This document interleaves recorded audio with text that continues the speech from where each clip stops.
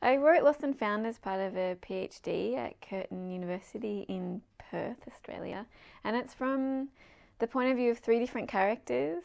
There's a little girl called Millie Bird who's 7, and an older lady called Agatha Panther who's 82, and an older man called Karl, a touch typist, who is 87 years old. And at the beginning of the book, all three characters are kind of in limbo positions. The little girl has just been abandoned in a department store by her mum, and the older lady has not left her home in 7 years since her husband died. And the older man, Karl, has just escaped from his nursing home, and that's the point where all three characters meet and they go on a road trip across Australia together. The book didn't start in such a good place for me. About 8 years ago, my mum died in an accident, and I was looking for a way to work through that and to understand what it meant, and to also keep my mum close to me. I wasn't ready to say goodbye yet, and everything around me was kind of telling me that I was supposed to. I was supposed to stop thinking about her and stop talking about her. So that's where the book began, but it became lots of different things. It was, of course, about the grief for my mum, but it became about working at how we all deal with grief and how we can live a contented life knowing that anyone we love can die at any moment. And that was where the book began. My three characters are kind of based on everyone I know and know and I know. The younger girl, Millie, she came first, and it makes a lot of sense because when Mum died, I think I became very childlike in my thinking, and I think that is quite common in the reading I've done around it and in who I've talked to, that it is a really childlike state to grieve, particularly for the loss of your mum, I think. And so she came very naturally to me. I think she also came naturally to me because I think I'm just probably 7 years old, really. I've never really grown up. But she was she was such a wonderful position for me to write from at that time, because she really allowed me to spend time asking those really thorny questions about things we don't want to talk about or think about. And so she was perfect. Karl actually was inspired by a couple of things, but one of them was my nan. About halfway through the book, writing the book, that was when Karl appeared for me. He wasn't supposed to be in the book.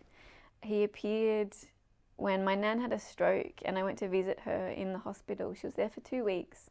She ended up living for a little bit longer than that.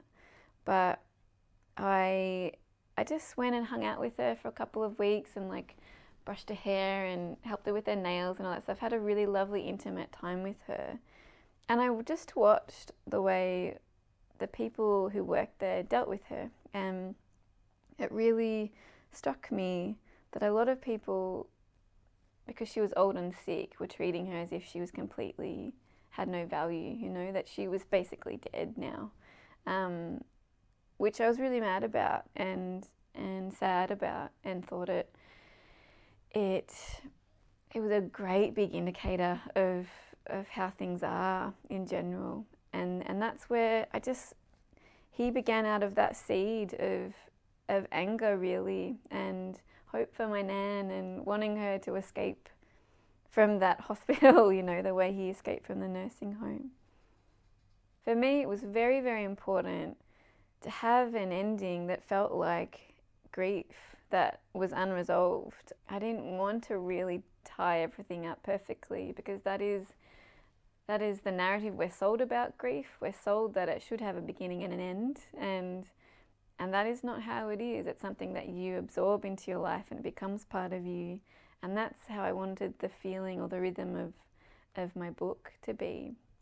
It was amazing. Recently I was talking to a little girl, a 12-year-old, who'd read my book, and it was so interesting that she asked me the same questions that adults usually ask me, particularly about the ending. What happens? Why did this person do this? And whenever an adult asks me that, I say, well, what do you think? And they get really mad. They're like, you just tell me.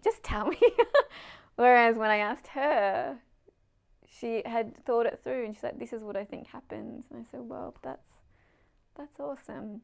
I'm just going to say yes, that's what happens. But yeah, I really was just important for me to have that feeling of unease. And so it kind of proves itself to me when people are a bit uneasy about the ending, that it's not a comfortable thing to have things unresolved, but that is life, and that is something we have to work out how to deal with.